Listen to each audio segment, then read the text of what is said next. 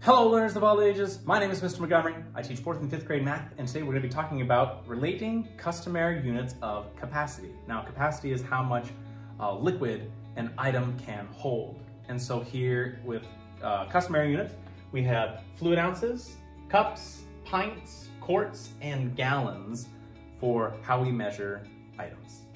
All right, so 8 fluid ounces is equal to 1 cup, 2 cups is equal to 1 pint, 2 pints is equal to 1 quart, and 4 quarts equals a gallon.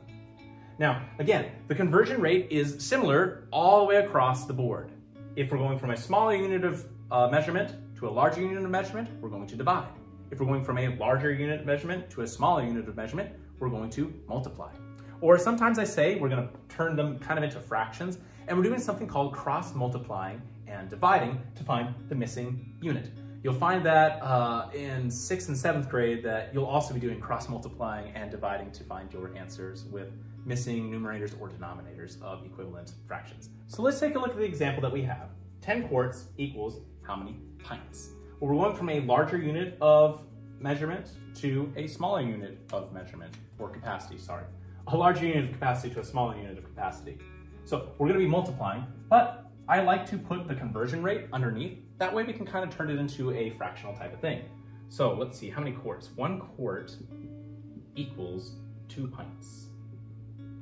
So I'm going to be multiplying, cross-multiplying and dividing. 10 times 2, which is 20, divided by 1, which is still 20. So 20 pints is equal to 10 quarts.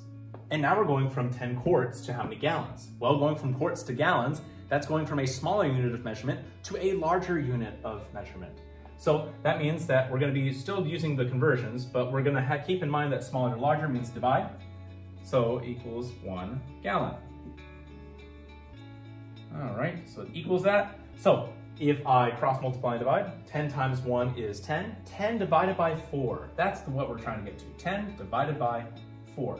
Well, 4 can go to 10 2 times, so 4 times 2 is 8.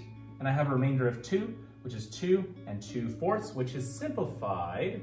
Each of them can be simplified by 2, which is 2.5 gallons. So 2.5 gallons.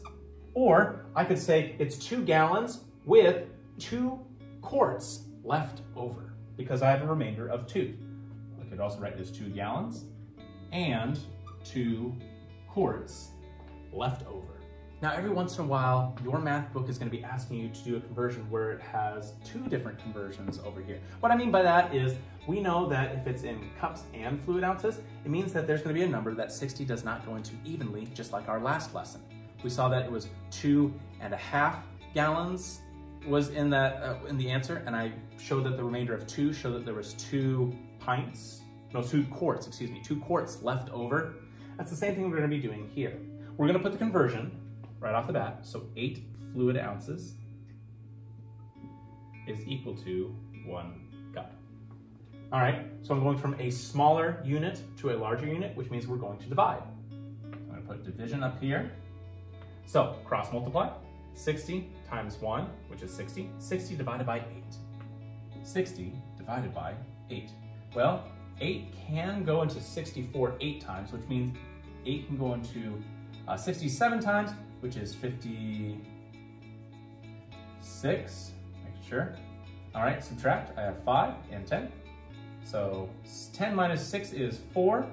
And so I have 7 and 4/8. So I know I have 7 cups. 7 cups. But how many fluid ounces would I have left over?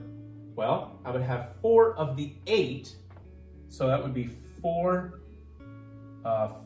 fluid ounces. I can write fluid ounces, there we go, left over, or we could say that we have 7.5 cups. All right, my 5th graders, if we take a look at page 239, you will see that we're going to be doing practice problems number 1, 4, and 7. The directions say convert the measurement. Make sure that if we're going from a smaller unit of measurement to a larger unit of measurement, we're going to divide, and from a larger unit of measurement to a smaller unit of measurement, we're going to multiply. If you have any questions on relating customary units of capacity, please let me know when you come to class tomorrow.